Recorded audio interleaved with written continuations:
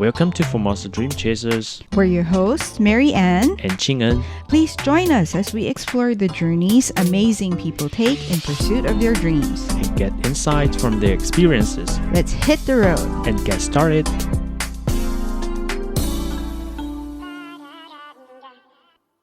Thank you for taking the time to chat with us, Olga Kulish. Yes. Who is the owner and founder of Hata, a Ukrainian restaurant here in Kaohsiung. And we're here to discover her journey on how she became a restaurateur. And so thank you for joining us, Olga. Could you introduce yourself to our audience and tell us a bit about your background? Yeah, thank you. Thank you so much for inviting me. I feel it's like a great honor to speak in English about Ukrainian restaurant here in Kaohsiung. I think that's a great spot to gather people supporting Ukraine. So we have a lot of friends of Ukraine coming here, not only to eat, but to know something more about Ukraine, Ukrainian culture, and how is things going in Ukraine now. Can you tell us what brought you to Taiwan and how long have you been living here? Yes, I live in Taiwan for 8 years, and it's a pretty long time. And I came to Taiwan to study in a university, my PhD program. So I also have a family here, my husband, my children. Well, actually, we did not plan to open a restaurant when we came here. And this idea evolved like suddenly. My husband told me like he already created a name for a restaurant, and it's Hata, which in Ukrainian means home, a house. Yes. If we go back a little before you and your husband started the restaurant, how did you meet your husband? What was the story behind that? Yeah, it was not that romantic. Okay. I was just a translator and a worker in Ukraine. He was my boss before in Ukraine, yes, and we worked for many years, and we just had simple work relationships, right? So we never planned that we would be together one day. How did you get interested, or how did you start becoming interested in Chinese or Mandarin, or what got you started with this whole learning about Mandarin or about Taiwan? Yes. Well, actually, I started from simplified Chinese. So because mostly foreigners abroad, they can learn only simplified Chinese, and usually like in a university we would have Confucius studies, right, school, and so did I. When we had teachers from China. And actually it was not my choice. My father decided that probably English is too popular. You know, it's hard to find work with English, but Chinese has a lot of perspective in the future. So my father just thought probably it would be much easier for me in the future to find a job not only with English but with Chinese. Yes, and he was right, because you know I found my first work on the second day when I got my diploma. Yeah, so it was a great demand in Chinese-speaking people in Ukraine back that time.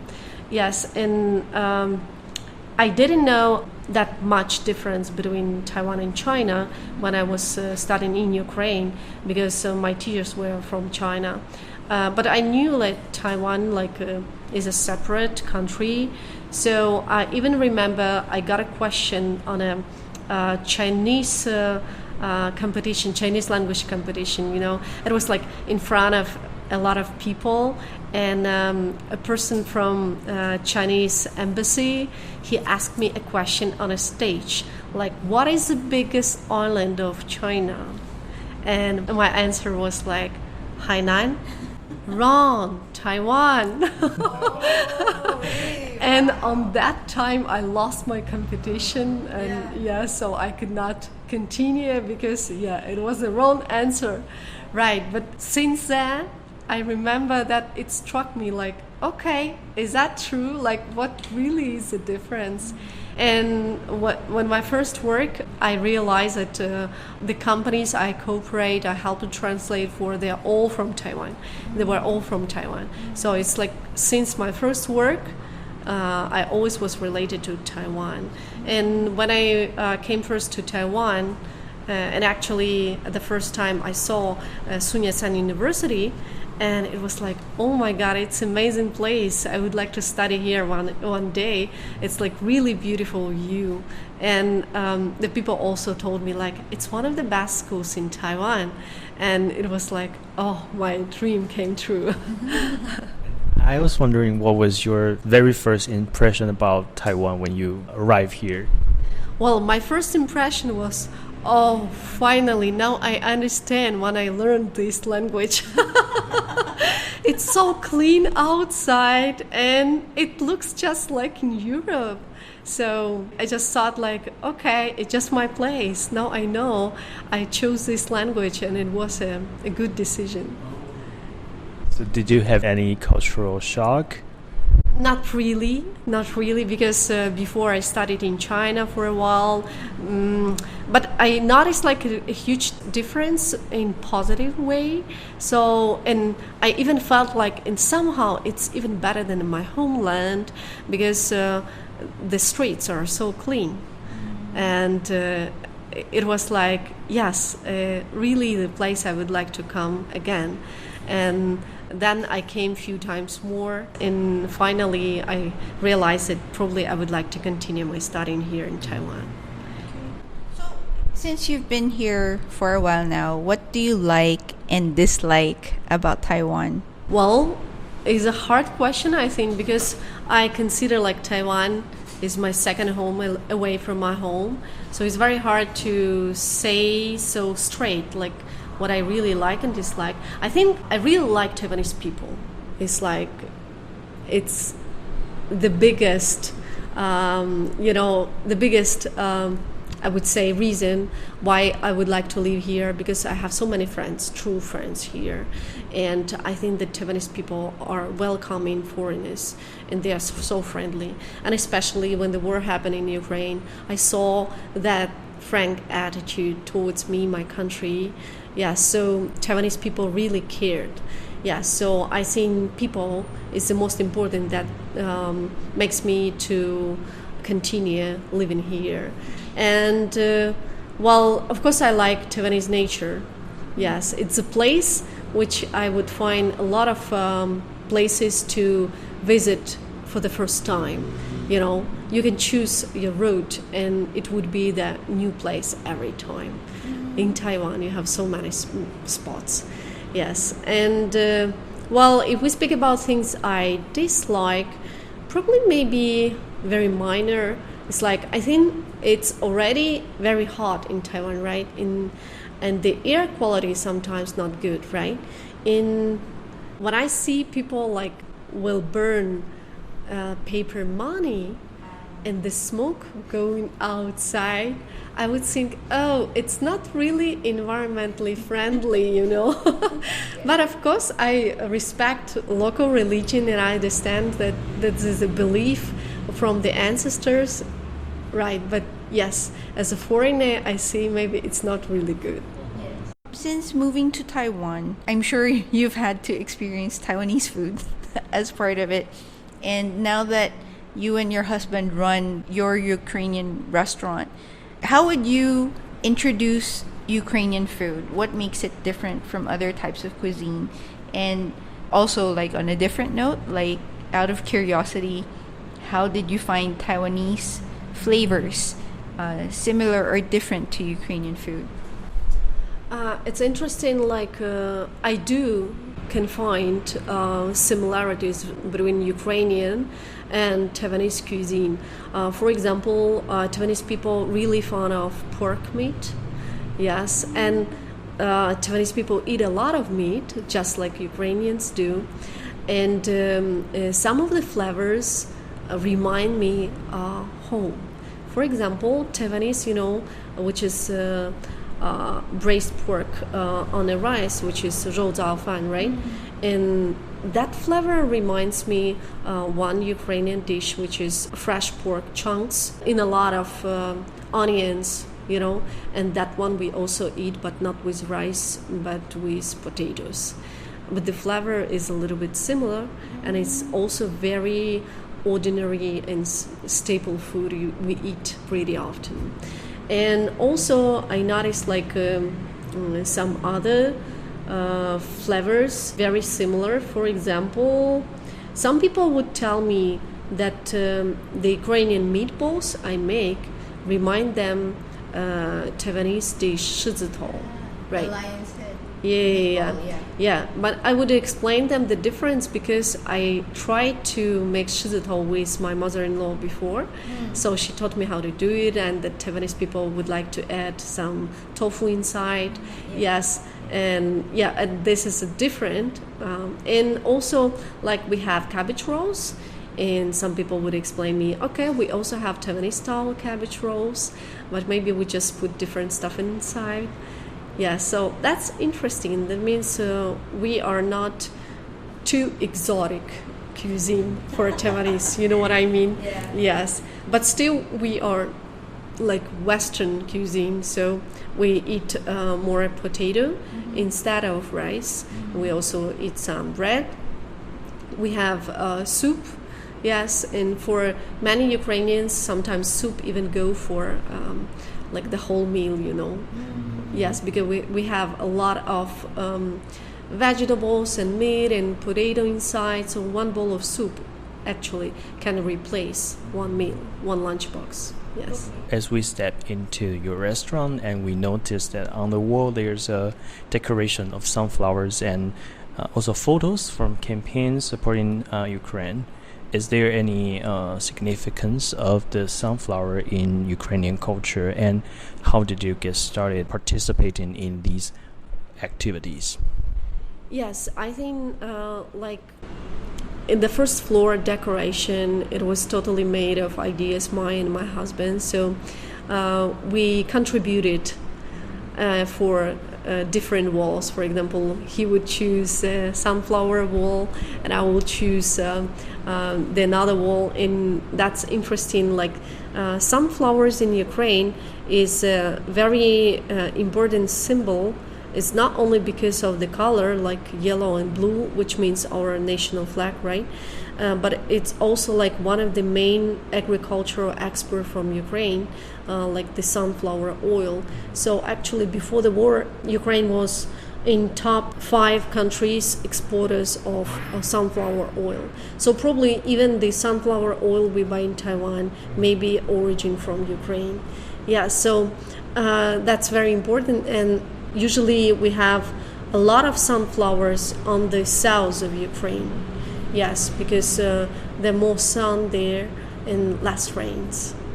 Yes, and if we speak about those photos, those are like our first humanitarian work started in Taiwan.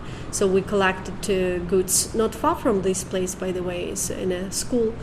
And those items were sent to my native city in Ukraine, Biała Tsarkwa.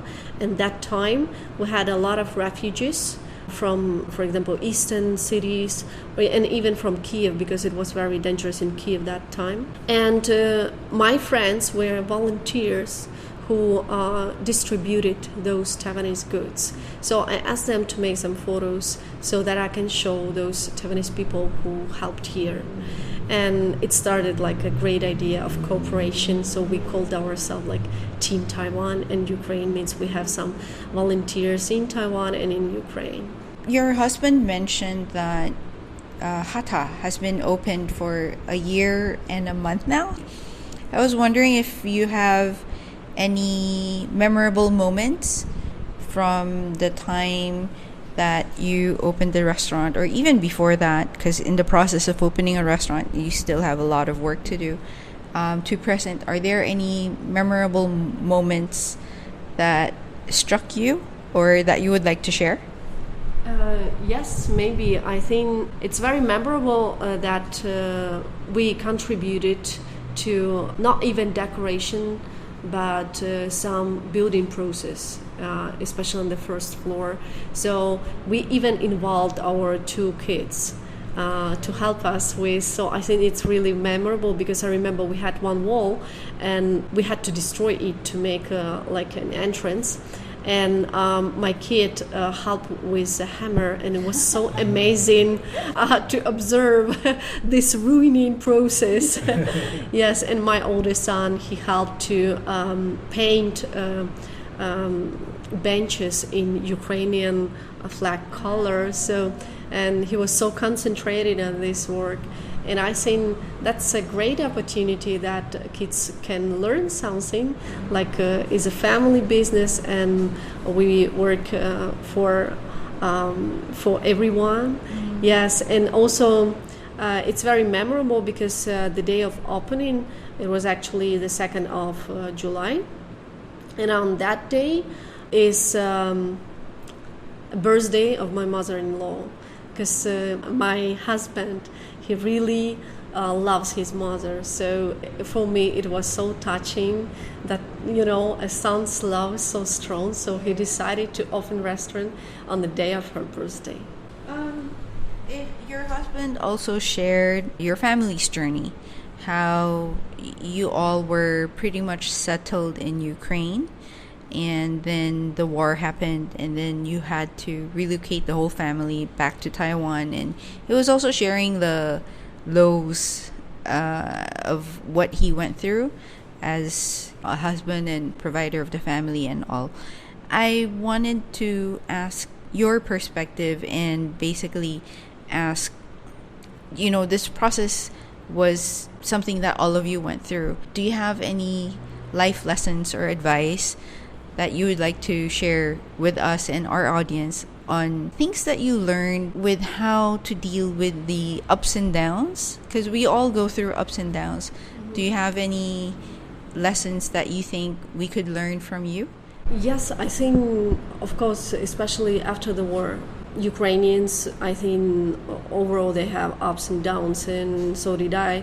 And I remember that I felt the hardest times when on the big holidays in Ukraine, for example, Christmas or maybe Easter.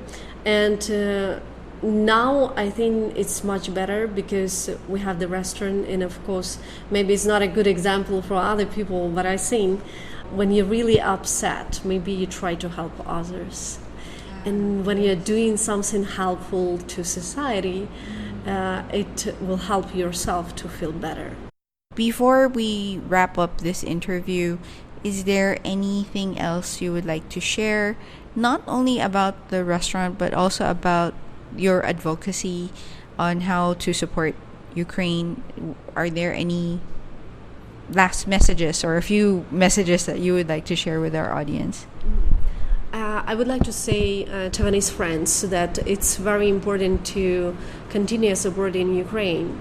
Although I know that some Taiwanese friends probably disappointed that Ukraine still does not do anything to approach closer friendship with Taiwan, right? But I just want to say my true word, like we have so many Ukrainians who are true friends to Taiwan, not only in Taiwan, but the Ukrainian friends in Ukraine. And we have some media who are also true friends of Taiwan and who make like great reports about Taiwan. And also politicians who stand for the friendship with Taiwan. So I hope that Taiwanese friends know this truth and keep this faith that we are a friendly country. Thank you very much, Olga, for your time. Yeah, thank you. Thank you.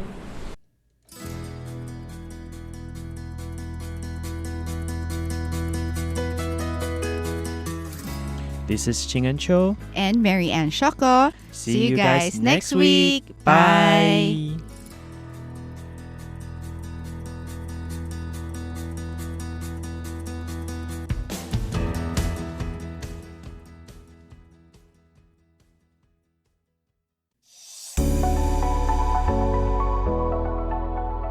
Did you enjoy our program?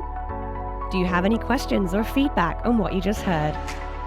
Email us at rti@rti.org.tw. That's rti@rti.org.tw. And we will respond to all of your comments. We look forward to hearing from you.